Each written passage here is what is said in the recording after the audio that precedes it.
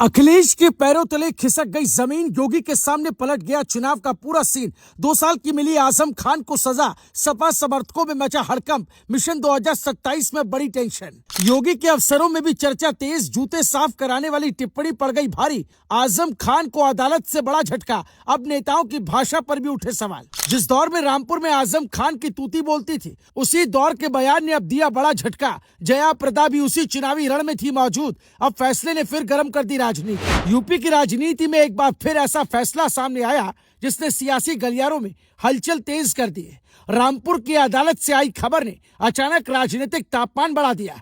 जिस नेता की आवाज कभी रामपुर की राजनीति की सबसे मजबूत आवाज मानी जाती थी, अब उसी आजम खान को अदालत से बड़ा झटका मिला है।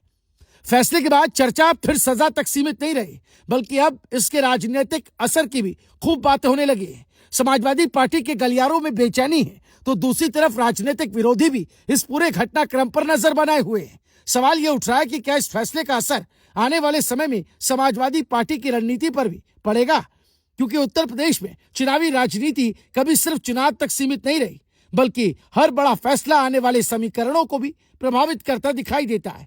दरअसल पूरा मामला 2019 लोकसभा चुनाव से जुड़ा हुआ है।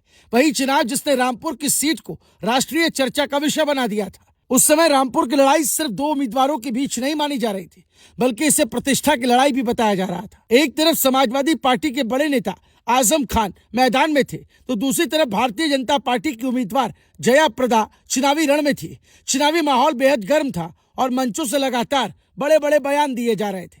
इसी दौरान एक चुनावी जनसभा में आजम खान की ओर से तत्कालीन जिलाधिकारी को लेकर की गई टिप्पणी विवादों में आ गई थी। आरोप लगा कि उन्होंने प्रशासनिक अधिकारी को लेकर ऐसी भाषा का इस्तेमाल किया जिससे प्रशासनिक गरिमा पर सवाल खड़े हैं। बड़ी बात यह है कि जिस बयान को उस समय चुनावी जोश का हिस्सा माना गया था, वही बयान अब कई साल बाद अदालत के फैसले की वजह बन गया।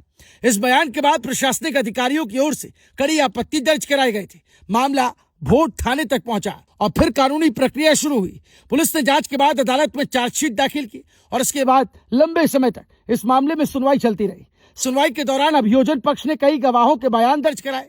अदालत में ये दलील दी गई कि सार्वजनिक मंच से सरकारी अधिकारी के खिलाफ अपमानजनक भाषा का इस्तेमाल कानून के दायरे में अपराध माना जा सकता है। कई दौर की सुनवाई और दोनों पक्षों की दलीलों के बाद आखिरकार अदालत ने अपना फैसला सुनाया और आजम खान को दोषी करार देते हुए 2 साल की सजा और जुर्माना सुनाया गया।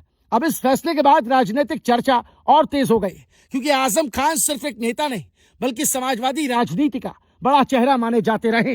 रामपुर की राजनीति में उनकी पकड़ को लेकर लंबे समय तक चर्चा होती रही। यही वजह है कि अदालत के फैसले के बाद समाजवादी पार्टी के समर्थकों के बीच कई तरह की प्रतिक्रियाएं देखने को मिल रही है। कुछ लोग इसे कानून की सामान्य प्रक्रिया बता रहे हैं, तो कुछ इसे बड़े राजनीतिक घटनाक्रम के तौर पर देख रहे हैं। दूसरी तरफ सत्ता पक्ष के समर्थक इसे प्रशासनिक सम्मान और कानून की जीत के तौर पर पेश कर रहे हैं।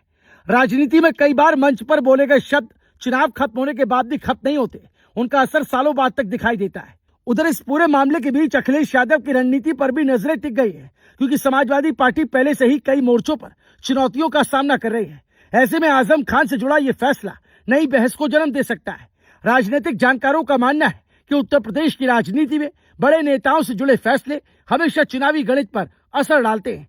वहीं दूसरी तरफ योगी सरकार के समर्थक इसे प्रशासनिक गरिमा और कानून के सम्मान से जोड़कर देख रहे हैं। फिलहाल अदालत के फैसले ने इतना जरूर साफ कर दिया कि चुनावी मंच पर बोले गए शब्द कभी कभी सालों बाद भी पीछा नहीं छोड़ते। अब सबकी नजर इस बात पर है कि इस फैसले के बाद समाजवादी पार्टी और उत्तर प्रदेश की राजनीति में आगे कौन सा नया मोड़ सामने आता है। Bureau report, news live TV.